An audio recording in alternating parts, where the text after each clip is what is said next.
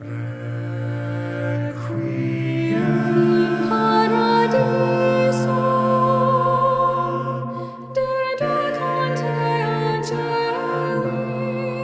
island country, we're pirates.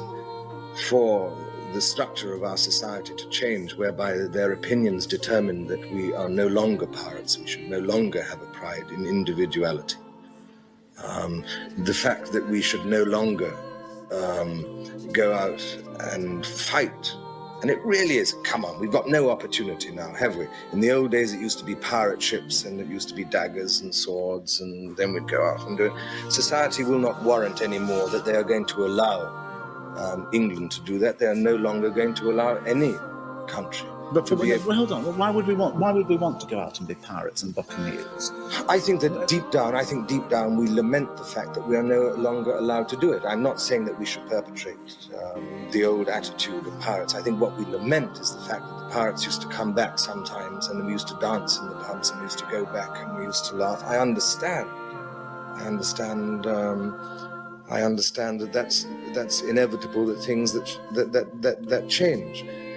But in the course of, for instance, the British cinema industry, I find it difficult to be able to understand that most of our bucko boys and most of our talent and most of our good captains and most of our good sailors and most of our good gunners have now gone abroad in order to find their bounty, because there's a difference between bounty and privateer.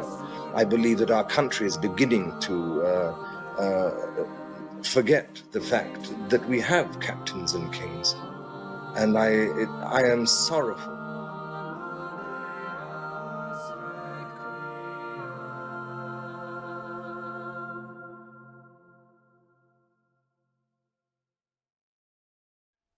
Hello once again, and welcome to you wherever you may be on the planet.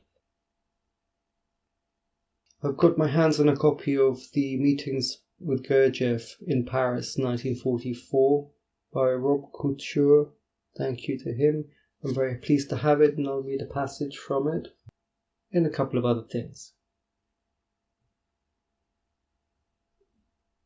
There are certainly many shocking things happening on the planet at the moment, and the answer must be that the sunlight has to work the earth and make it grow again. That is the only answer. Man can't do it on his own. He needs the assistance of heaven, and there must be a segment of humanity that can bring the sunlight into the earth and into the psychic life of human beings. That is the only way. But due to many centuries of deterioration in the West, the time has come for the earth to claw back the material. It's the era of consolidation and the vengeful mother, who, in the absence of the true light of the masculine, undertakes her work, and it can be painful.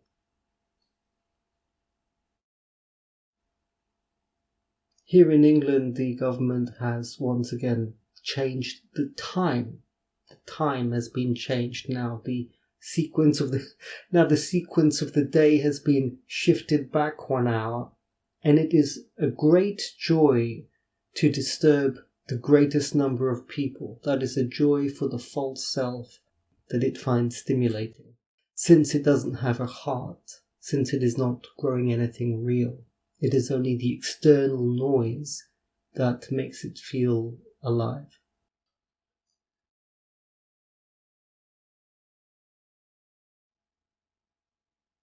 So this is part of a meeting from Thursday, May the 25th, 1944.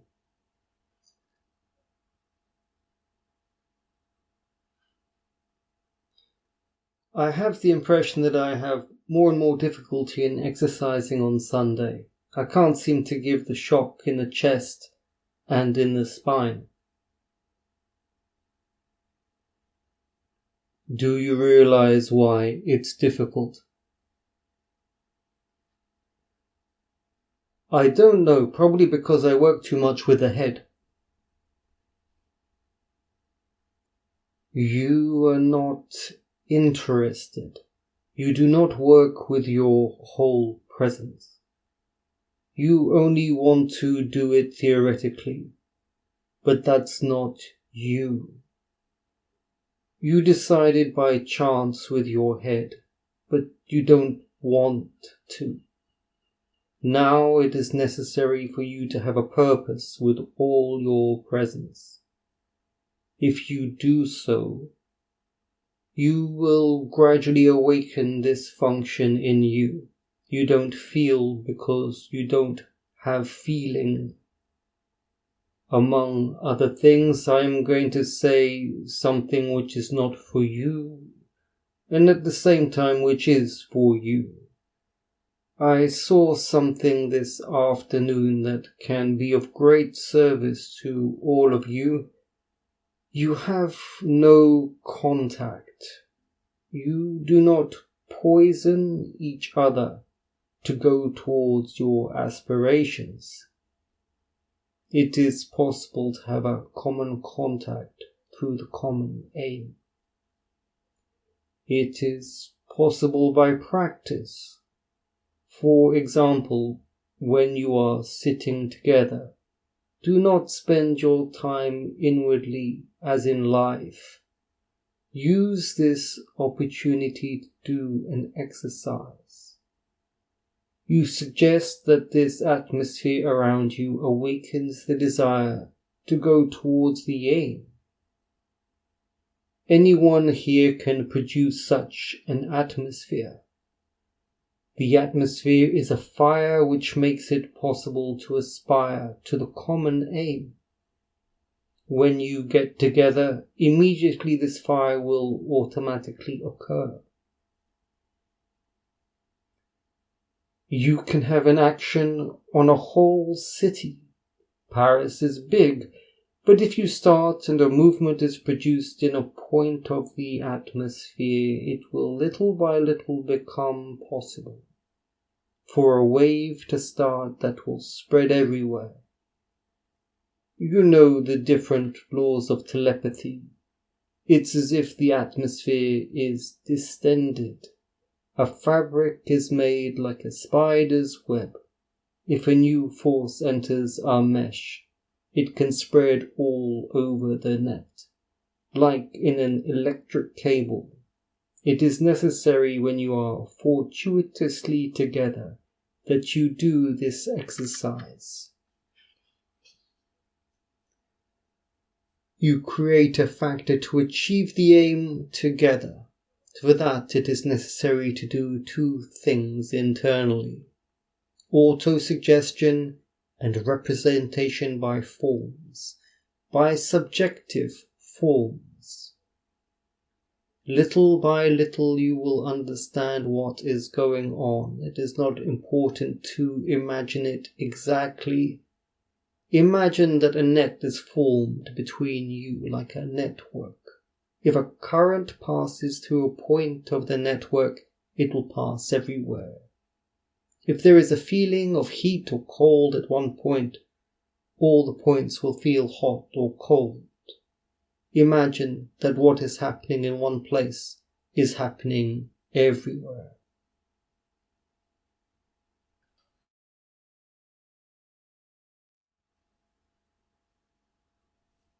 Very good. Now, as I have said recently, all the ancient methods that are passed down to us from the historical traditions are in fact extremely difficult to manifest correctly. And mostly when people do these things, they do them only externally, just physically. But in fact, those ancient methods are meant to be done with the astral body, and Gurdjieff has given some kind of insight here how it can be stimulated. Certainly, in the work that I do about 3 hours of quite grueling psychological integration every day. And I use representation by forms and these kinds of visualizations to change the inner atmosphere and sometimes the outer atmosphere in order to conduct that particular practice correctly.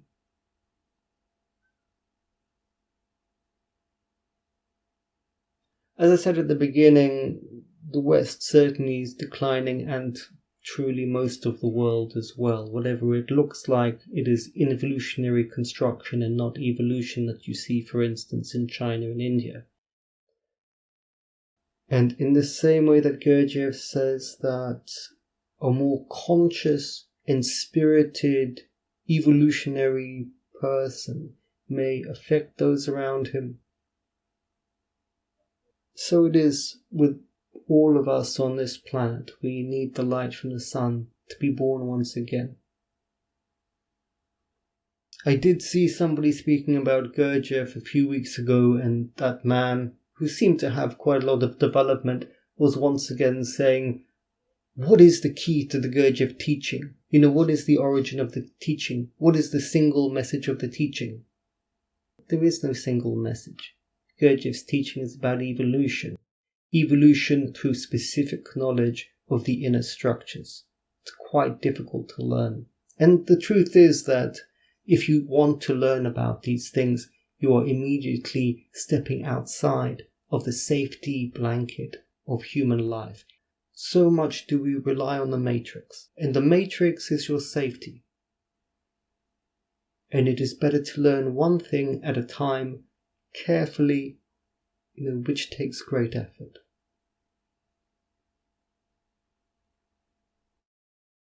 In the next section, Gurdjieff talks a little bit with Ouspensky about the lower story, which is a part of us that is quite dangerous to interfere with, since it's the foundation, and it's not really the work of the Obivatal, which is the second story.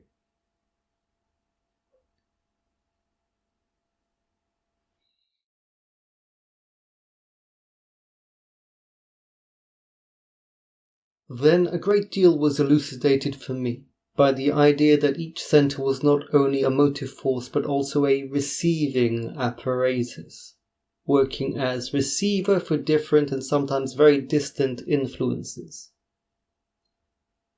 When I thought of what had been said about wars and revolutions, migrations of peoples and so on, when I pictured how masses of humanity could move under the control of planetary influences, I began to understand our fundamental mistake in determining the actions of an individual. We regard the actions of an individual as originating in himself.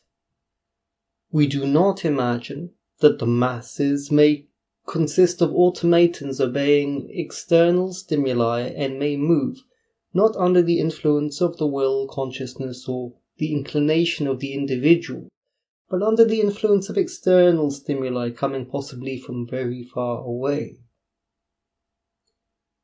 Can the instinctive and the moving functions be controlled by two distinct centers? I asked G once. They can, and to them must be added the sex center. These are the three centers of the lower story. The sex center is the neutralizing center in relation to the instinctive and the moving centers. The lower story can exist by itself, because the three centers in it are the conductors of the three forces. The thinking and the emotional centers are not indispensable for life. Which of them is active and which is passive in the lower story? It changes. One moment the moving center is active and the instinctive is passive. Another moment the instinctive is active and the moving is passive. You must find examples of both states in yourself. But besides different states, there are also different types. In some people, the moving center is more active, in others, the instinctive center. But for the sake of convenience in reasoning, and particularly in the beginning, when it is important only to explain the principles, we take them as one center with different functions which are on the same level. If you take the thinking, the emotional and the moving centers, Then they work on different levels. The moving and the instinctive on one level. Later on you will understand what these levels mean and upon what they depend.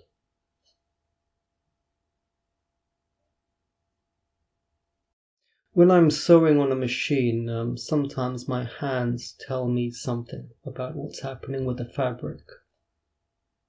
If there is slackness in the material, I sense it and respond to that. So the sensing is coming first. Other times, of course, the director in the head is guiding it, but not always. And sometimes there is a feeling of it is right.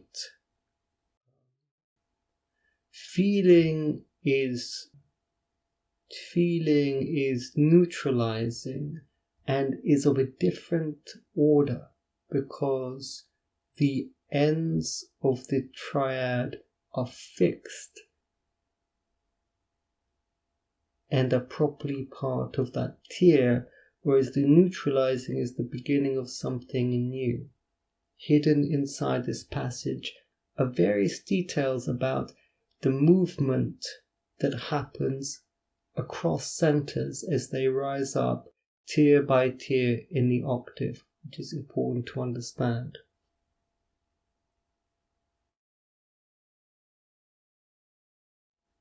I'm going to include a passage from Osho.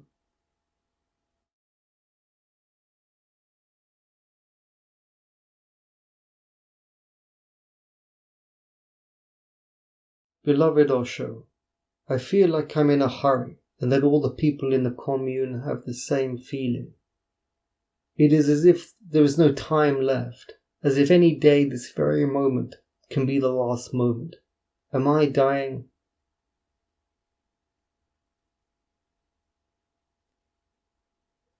Sarjan, man is dying, mankind is dying, and in fact there is not much time left. And this is felt not only here around the commune, it is felt everywhere by sensitive, intelligent people.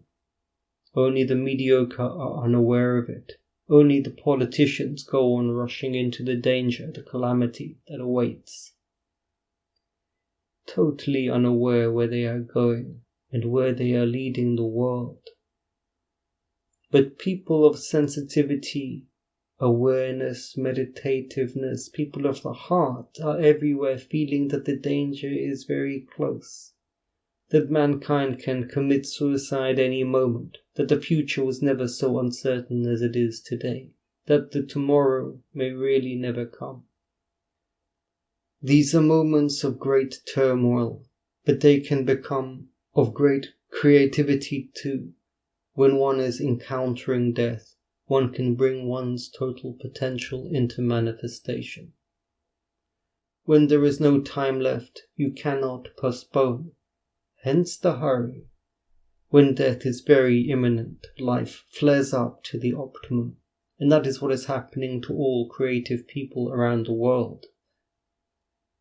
I teach you to be sensitive, to be alert and be loving.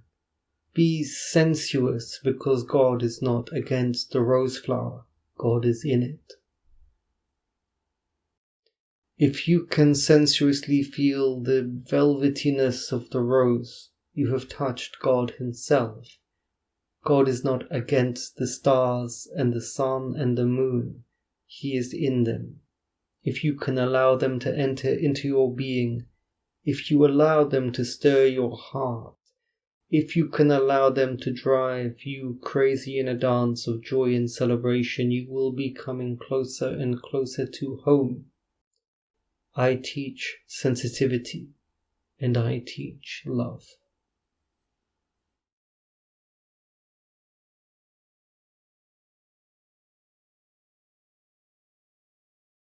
Osho still remains today an excellent person to listen to, with many thousands of hours of material, but you cannot find it. You will not find it anywhere. When Osho spoke in his meetings, he spoke for 2 or 3 hours at a time, and it is impossible to find that material. The Americans have cut it up into 1-minute sections just to completely ruin it for you.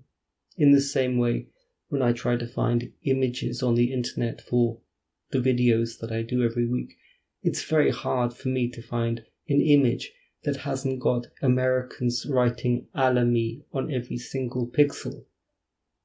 In America, even the air somebody has to own and charge you for it. But you can find them if you know where to look. On unfortunately, the Russian websites VK and their video streaming platforms, you can find whole meetings which are 2 or 3 hours, and you can actually listen to somebody who's trying to communicate love. Which reminds me that in that era there was also Barry Long, who was also an excellent teacher, of a far superior quality than the people who exist today. Thank you for listening, and I wish you a good week.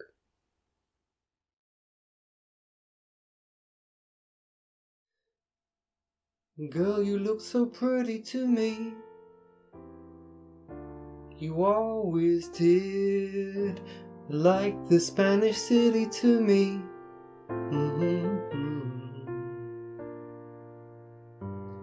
Girl, you look so pretty to me.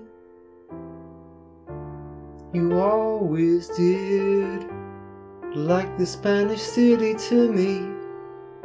When we were kids.